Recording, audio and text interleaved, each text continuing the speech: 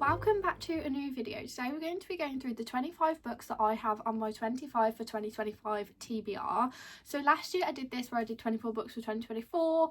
I got about halfway through of them, but I feel like my reading taste definitely changed towards the end of the year. So I've catered to factor that in for my 25 for 2025, but my reading taste might change again by the end of the year. But I'm making more of a conscious effort to follow this TBR this year, and majority of them are books from my physical TBR, apart from one or two which are new releases this year that I know I'll definitely be getting to because they're really high on my radar. The aim of this TBR is to pick most of the books from my physical TBR so I can cross some of the books off, because when I did a count of the books that I have on my physical TBR that I've not read yet, which I did in my every book on my physical TBR video in Bookmas, I had over 200 books that I own and I haven't read. And then I got some sent to me, and then I got some for Christmas, and then I bought some. So we're probably around the 230 mark, which is outrageous. So anyway, let's dive straight into today's video and go through the 25 books that are on my 25 for 2025 TBR. I only have 2 books that are not released yet that are coming out this year that are on my TBR. So the rest are all from my physical TBR. So I'm going to go through the ones that are not released yet. So the first one is Great Big Beautiful Life by Emily Henry, which is coming out in April. I will always read any book that Emily Henry releases, so I definitely know that I'll be getting to this one, and I couldn't not include it on this TBR because Emily Henry is literally one of my favourite authors of all time, and like I say, I'll literally read anything she puts out, so I had to include this one on the TBR. And the other one is One Golden Summer by Carly Fortune, which follows on from Every Summer After. So in Every Summer After we follow Sam, who is the brother to Charlie. So in One Golden Summer we're going to be following Charlie's story, so I'm very excited to get to that one. Every Summer After is one of my favourite books of all time, so very excited to get Charlie's story finally. Then the rest of these books are books that I own, so let's go through the other 23 books that are on my TBR. So I'll start with this pile here, considering it's at the front. So the first book is Off to the Races by Elsie Silver, which is the first book in her Gold Rush Ranch series, which was the series that she published before Chestnut Springs. So I've got 2 of the books from that series so far. I don't want to buy the rest until I've finished the first 2, but I'm going to start that series this year. I'm nearly finished with Chestnut Springs, so I wanted something else of Elsie Silver, and obviously she's still publishing the Rose Hill series, which I also own some books from. But I thought I'd read her first series that she published, as I'm intrigued to see the difference in her writing style, and I know that a lot of people have read this series and loved some of the books from there. Then we have Emily Wilde's Encyclopedia of Fairies. So I've tried to include books in this TBR that I can kind of read throughout different seasons, as in some books suit spring, some books suit summer, some books suit autumn and winter. So then at any point in the year I'm sure I can find a book off this TBR that I want to read. So this one was more tailored to springtime, so I'm not going to be reading it until probably March, April. It just sounds so cute and sweet, and I think it's, a lot of people have said it reads more textbooky, but I still want to get to this one. It's been on my TBR since last year, and I didn't end up reading it in spring, and then no other time of the year felt right for me to read it. So, and I know there is a second one out, and I'm not sure if a third one's coming out as well, but yeah, I definitely want to get to this one. Then we have Just for the Summer by Abby Jimenez, which I did not end up reading last year when everybody read it. I ended up getting this book for my birthday last year in June, so I've had it on my TBR for over 6 months now and just still haven't picked it up yet. By the way people have described it, it sounds a little bit more like Emily Henry's style of writing, just a more in-depth romance with deeper meanings rather than just a rom-com-y book. So I feel like I'm really going to enjoy this one, but I just actually need to get around to reading it. I'm going on holiday like abroad this summer, so I might take this one with me, but then I'm worried that I'm going to be crying by the pool. Then we have Anxious People by Frederick Backman. So I discovered Frederick Backman last year when I started the Beartown series, and I absolutely loved his style of writing, so I want to read his whole backlog of books. I think I own like 99% of his books now. I feel like there might be just one that I don't own. I can't name what that book is, but I own most of his books, and he also has a new release coming out this year that I also want to read. So, but I've heard that this one is a really interesting plot line. I think it's a hostage situation, but there's something about like a bank robbery, but then also a apartment viewing, so I'm not quite sure how those two things link together to make this plot line, but very intrigued. Then we have Love and Gelato, which is more of a summary read. Again, I might take this abroad with me, but I have watched the film of this, but I literally couldn't tell you specific things that happen in that film. Like, it's basically wiped from my memory. I must have been in like a fever dream or ill or something while watching that, because it's not retained in my memory. So I feel like I'm okay to read this book. So normally I don't read a book if I've already watched the programme, because I feel like it ruins your reading experience, but I literally don't remember anything, so I feel like I should be safe with this one. And I do have the whole series, so I have Love and Gelato, is it Love and Luck and then Love and Olives or something like that, and I think they all take place in different countries. But yeah, I literally can't remember pretty much anything about this book, so I feel like I should be fine. On to the next stack. By the way, these are in like no particular order whatsoever of most priority to least priority. Next book is Legendary by Stephanie Garber, which is the second book in the Caraval series. So I read Caraval towards the end of last year, loved it. I think it just kind of carries on from the ending of Caraval, and I think this one is more Donatella's love story, because the first one was focusing on Scarlet, the other sister. So intrigued to get to this one and kind of see where they're going to take it. And I really want to read both Caraval and the Once Upon a Broken Heart series this year, so kind of need to get a move on with that one. Then we have Saving Six by Chloe Walsh, which is the third one in the Boys of Tommen series. Again, I want to kind of finish the whole of the Boys of Tommen series or get up to date, because I know so many other books are coming out in that series, and I don't literally want to have like 10 books to read to finish the series. So I feel like I need to, you know, get a move on with getting up to speed. But this one is just like my priority one to kind of kickstart Joey and Aoife's romance, or their story, or what goes on with them. Then we have Fourth Wing. Please don't come at me. I know that I should have read this by now and I haven't. And Iron Flame is out and Onyx Storm is coming out, I think literally next week. So I know that I should have read it. My friend is going to be screaming at me telling me that I should have read this ages ago, and I didn't. So it's going to be read at some point this year. We have the first two books, arguably the first two books in the Throne of Glass series, so Assassin's Blade and then Throne of Glass.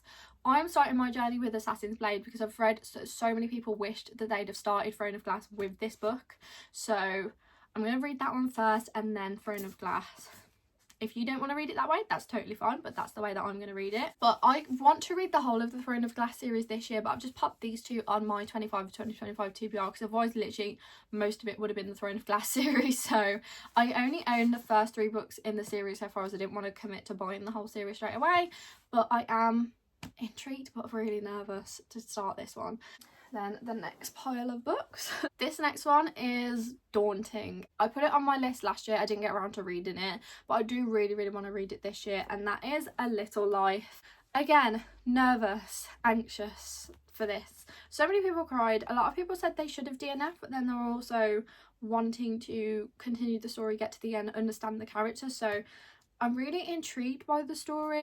When I was on holiday last year, a lady was reading this by the pool. She was crying her eyes out, but she said it was really good. So she definitely, not necessarily recommended reading. I feel like no one recommends reading this book because it is really sad. The themes in the book, like so many people have said, read trigger warnings and things like that, but I think just the writing style and the story and just how well it's written, I think a lot of people enjoyed that aspect of it. So I do want to get to this book at some point this year, and I am wanting to read more literary fiction reads and fantasy reads over romances this year. I just feel it's very, my reading tastes have changed to suit that style of writing rather than rom-com-y books. I still enjoy rom-coms, but literary fiction reads are where it's at for me at the moment. Then we have A Good Girl's Guide to Murder, which I know I should have read already and I have not.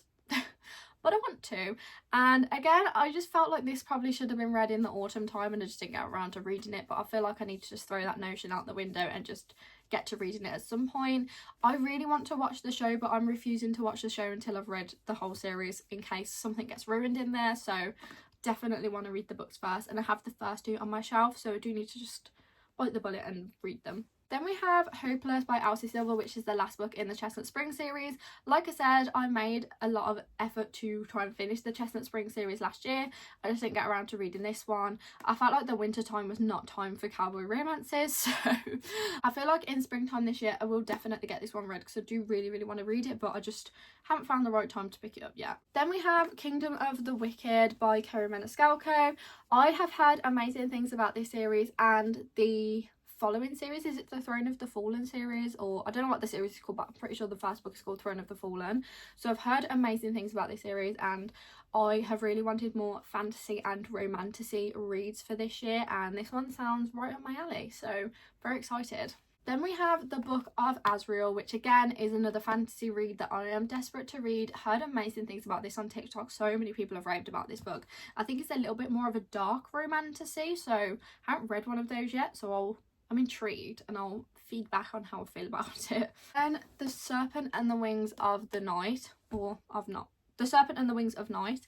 This one is a vampire fantasy, I think. So again, haven't read a vampire fantasy, but do like vampire themed things. So intrigued, so intrigued by this book. And people have really raved about this. They've raved less about other books in the series, but raved about this one. My friend really enjoyed this one, so I'm very excited to get to this. And the cover is just, I'm literally obsessed with this cover and the colours on it. The last stack of books. We have Better Than the Movies by Lynn Painter, which again, don't come at me for not having read yet, but I do want to get to this one. I know this is more rom-com and YA, but we had to have some rom-com in there to break up from the literary fiction and fantasy reads. I'm probably not going to read the second one to this because most people have said it's not really worth it, but a lot of people have raved about this one, so I feel this one is still safe to read. Then we have Metal Slinger, which has been raved about on TikTok recently, and people have said the plot twist at the end is crazy. So I definitely want to get to this one before. I think there's a second book coming out this year, so I really want to read this one first. And the fantasy concept is really interesting because there's some people that live on the land and then some people that live on the sea. It's giving me pirate vibes in my head. I don't know whether that's correct, but I'm picturing Pirates of the Caribbean up here. Then a book that has been on my TBR for so long, Picking Daisies on Sundays. This author also has another book out as well, so I do want to read that book as well this year, but I want to get to this one first. It's literally been on my TBR for so long, and so many people have said it's adorable, and again I feel like this is a perfect spring read. We have Dear Dolly by Dolly Alderton, which I love Dolly Alderton's writing. Everything I Know About Love is one of my favourite books of all time, and I just feel like I need to read more of her books this year. I actually have 3 of her books on my bookshelf, so I thought I'd only pick one to go on this TBR, but I'm intrigued by this one. I think it's almost like advice columns, I'm pretty sure. I feel like someone reviewed it as that there's like advice columns in there. Then we have Intermezzo by Sally Rooney, which is her newest release, and I really want to read Sally Rooney's backlog of books this year. This one I think follows more themes of like grief and complicated relationships, so again it's more of a literary fiction read and just sounds what I want for this year. Then we have Divine Rivals, which again is such a highly anticipated read because so many people have raved about this book.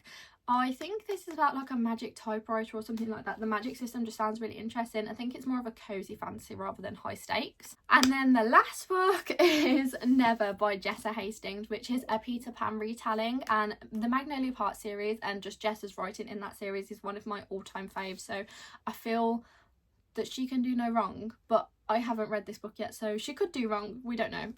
But I just like her lyrical style of writing and the metaphors and stuff that she uses, so and Peter Pan is literally one of my favourite films from when I was younger, so this one honestly just called to me. But those are all the books that are on my 25 for 2025 TBR. Let me know what are your priorities this year, and I hope you all have a fantastic reading year. I've set myself a goal on Goodreads to read 80 books this year, which was the same as last year. I feel like that was quite achievable for me, and it gave me time to find books that I really liked rather than just rushing to read loads of stuff to meet a goal. So I thought that that was the best option for me again for this year. Like I say, let me know what your priority reads are for this year and what your reading goal is, and I'll see you in another video super soon.